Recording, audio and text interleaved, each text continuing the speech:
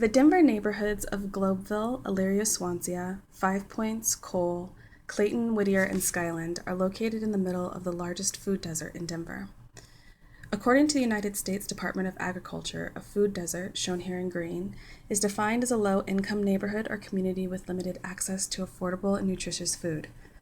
Other sources define food deserts as rural or urban communities without commercial access to food within 1 mile of a residential household. In an effort to better understand food access in Northeast Denver, local residents and community organizations work together to form the SHARE Network, a collaboration of community representatives, nonprofit organizations, foundations, and other partners. Through community meetings, data collection, and discussions, this project attempted to understand what a food desert looks like in action.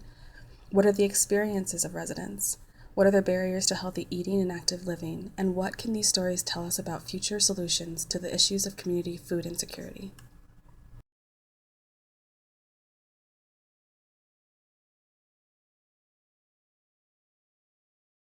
What we do know about the place where we live, in the neighborhoods where we're all living and working in Five Points, Whittier, Cole, Clayton, North City Park, Elyria, Swansea, Globeville, is that if you live here, you're more likely to experience the kind of disease like diabetes associated with poor eating and maybe poor access to food than if you lived somewhere else in Denver.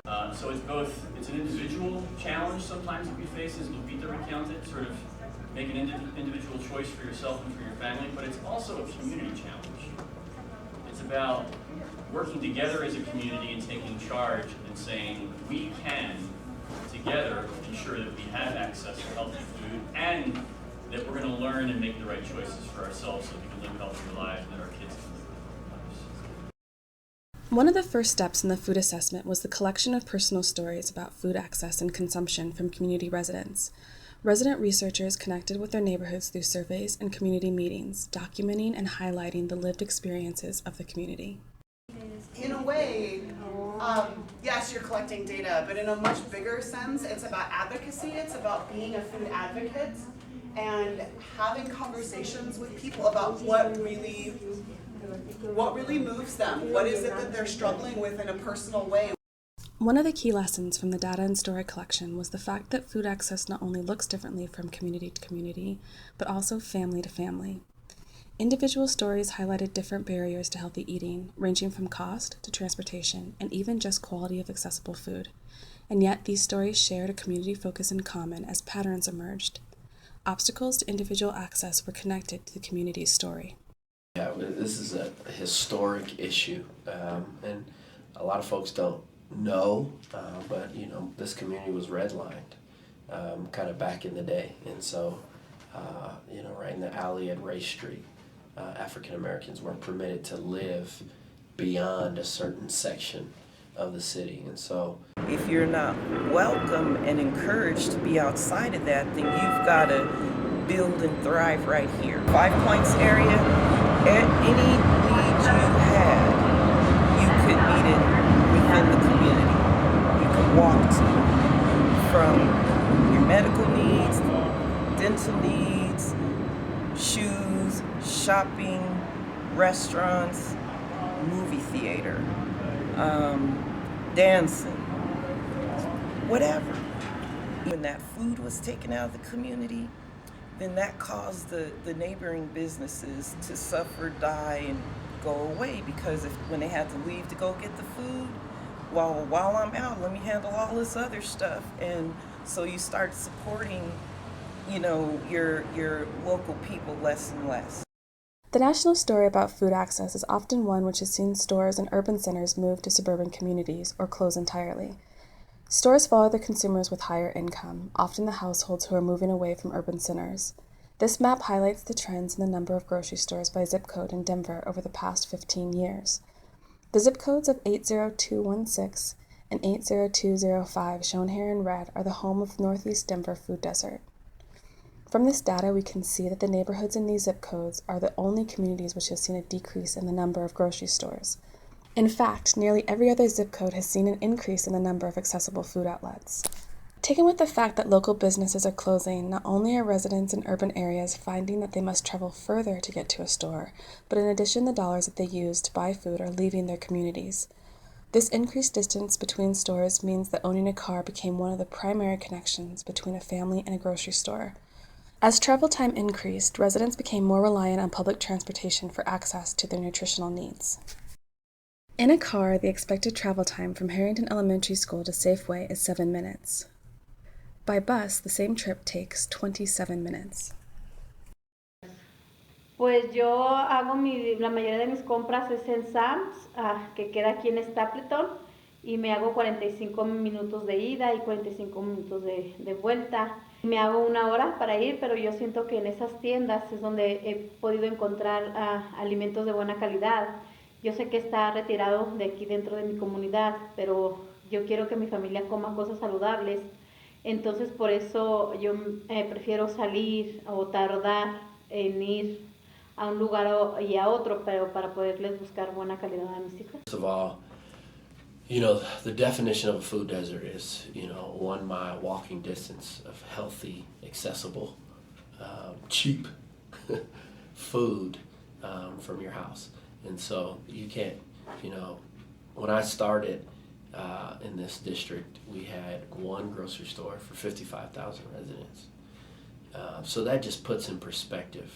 And we're about, 30 something square miles. So there's a lot of areas that are well within the food justice kind of ring. Even with physical access to food, other factors such as the price and quality of food affects community members' ability to meet their nutritional needs. Urban food centers are often the last on supply routes, meaning that the produce that arrives at stores is not as fresh as the options in suburban stores. According to survey data, urban food centers often keep produce on the shelf for longer periods of time, meaning that the spoilage of fresh fruits and vegetables adds another barrier to adequate food access. According to the Share Community Food Assessment, 38.4% of residents interviewed listed spoilage as their biggest barrier to eating fruits and vegetables. According to recent census data, the residents of Northeast Denver, on average, have a lower household income than other communities in Denver. This means that the residents have less flexibility around food choices. This chart shows the average prices of produce and other perishable foods available for purchase in the community. This map shows what food options are easily available around Northeast Denver at a similar cost. For the cost of a pound of apples, a family could purchase 2 fast food sandwiches, which are not as healthy but will leave them feeling full in the short term. This is the choice faced by the residents of the Northeast Denver food desert. According to data collected during community interviews, of the residents who ate 1 to 2 servings of fruit and vegetables per day, 96.9% state that it is always or sometimes true that they cannot afford to eat a balanced meal. Access to food in the communities of Northeast Denver is both a factor of what is available, but also what is affordable. Sometimes you go to buy oranges and they're 50 to 75 cents an orange. Sometimes people tend to buy a bag of chips because it's way cheaper. It's $1.09 with tax. And instead of spending the money on fruits and vegetables, they rather buy a bag of chips or cookies or something to feed the kids. And sometimes even vegetables, you shop for fruits and vegetables and it's a little bit more what you pay for that. And it's healthy, but you want to spend less, so you buy more junk food. The United States Department of Agriculture recommends that a family of 4 budget $826 for food per month.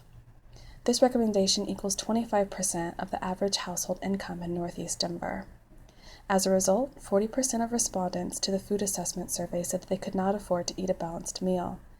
Even further research conducted nationwide found that the same food options recommended by the USDA cost more in urban environments than they do in suburban stores. According to the research, chain stores offer food options at a lower cost due to their large supply networks, but these stores are less likely to be located in urban-built environments. Free store space in urban areas increases the cost of operation through higher rent costs, less room available for parking spaces, and increased travel times by food delivery trucks. All of these factors make it less likely that the cookie-cutter box stores will choose to expand within communities with less access to fresh produce. No, I can drive for about 15-20 minutes in my neighborhood and just be exposed to Fritos, cookies, Hostess. I think Hostess kind of went out of business, but you know, and those are the options that our kids, when walking from school, are exposed to. Part of the challenge that the kids face in our community is that they're completely surrounded by messages that are telling them over and over again that this is the kind of stuff they ought to be eating every day, that this is good food for them. Now, if you go to Whole Foods, or you go to Sprouts, or you're living in one of those neighborhoods, this is not the messaging that you're seeing on a regular basis, but this is what our kids see every day. To better understand the economics of food access, local residents met with community leaders and local businesses to talk about the possibilities of increasing the sale of produce in local corner stores. This would allow for residents to be closer to food sources, but also keep their dollars within the community, strengthening local microeconomies. King Soopers, how could we get it at a price point that we could sell it that would be useful to neighbors? And in Beverly, talking about also the production opportunities that are right here in our neighborhood that we could potentially even begin to produce here. According to local corner store owners, the biggest barrier to selling produce in the community are tied to the lack of produce distribution networks. These networks connect farmers with stores, getting produce from point A to point B. They connect the seed with the supermarket, tracking the growth and production of food within the needs of consumer demands. Food distribution networks in the state and around the country are largely driven by the placement of supermarkets and superstores. So if you live in a neighborhood where a supermarket has determined that there isn't a strong enough marketplace for them to be, then there's a good chance you live in a food desert. To combat the lack of local, healthy, and affordable access to food in their communities, local residents formed the Neighbors Together program. This community connected residents with gardening resources and educational opportunities, allowing them to begin to grow their own produce. Regular meetings brought together community members who could share their experiences and advice for healthy eating. One of the immediate results of this group was the building and maintenance of El Jardín de Pato Alegre, or the Happy Duck Garden, which offers communal gardening opportunities for residents down the street from their homes. Residents attended urban agricultural trainings at the Grow House in Globeville to support them in their own growing and production of produce. Que ellos enseñarle a mis hijos una herencia, podría decir una herencia que ellos de buenas costumbres, de saber que ellos sepan lo que están comiendo, de dónde lo están agarrando, y sobre todo que nos van a ayudar a economizar dinero, porque estos productos ya no los vamos a comprar en la tienda. Sabemos que son sembrados y cosechados por nuestras manos, y para que ellos también ellos sigan en un futuro cosechando lo mismo que yo les estoy enseñando. Pienso que todo lo que hemos aprendido está muy bien, muy bueno, y simplemente de que uno a veces planta y nada más por plantar, pero uno no sabe que llevan su proceso, que cada cosa tiene tiempo para poder salir, o sea, para poder tener sus frutos uno. Sí, lo he estado practicando y he estado comunicando con mis hijos de cómo de una pequeña semilla están haciendo la planta y va a producir. Yo le estoy informando todo lo que he aprendido a mis hijas, a mi esposo también, porque a mi esposo no lo veo muy interesado, y yo siempre, todos los días tengo que estarle diciendo, ¿verdad?, la importancia, y él también tiene que ayudarme, ¿verdad?, para poder así, los dos, ¿verdad?, de cómo sembrar nuestros propios alimentos. Y también yo también estoy muy interesada en ayudar, porque hemos ido también con otras personas que ellos necesitan ayuda de la comunidad, también para ayudarlos, y a la comunidad se les ofrece esos productos, ya sea con donación. And that the city council is working on, and hopefully will get approved by June, and it's fresh fruit produce sales from your home. So you will be able to grow your own food and then sell the produce. And some folks probably won't grow their own food, but you may have a neighbor who is selling it within 2 blocks of you. Like, man, I need some cabbage, or I need some beets. I need to go over here and get some. you can take care of all of that within 2 blocks of your home. And I think that is a grassroots, microeconomic perspective and that we're trying to work on as well. You've got to have both to really eliminate this food desert. One thing, when you break a sense of camaraderie in the community, then you don't have that combined spirit and power to start filling gaps and becoming creative to meet needs. You don't. If you don't know your neighbors and then you're not going to work with them to do anything. You're not going to talk to them about what you do and don't like, or let's work together on that. That's not going to happen. Now we have more of a case. I mean, because you could do the projections, and we go neighborhood by neighborhood and say, how much food would Whittier need to grow to feed Whittier? Whittier has 5,000 residents, so that translates to X amount of pounds or tons of food, okay? So then that can break down into, that could mean a modest goal of 2 to 3 yard farms per block in Whittier, boom. But then look how much room to grow there is, because there'll be some blocks that want way more than that. And then if you create a little beehive like that, and then Cole does it, and then, that's not unrealistic,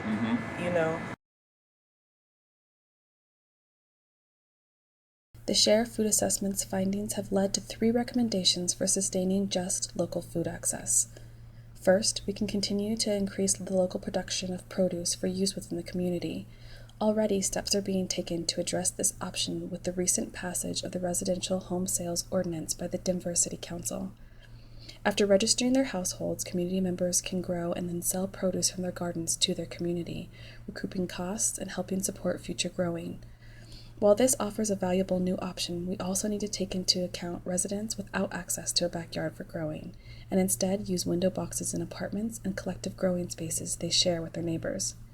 The next policy step is making sure that these growing options are also supported through local political action. Secondly, this food economy is supported not just by our dollars but also with our feet.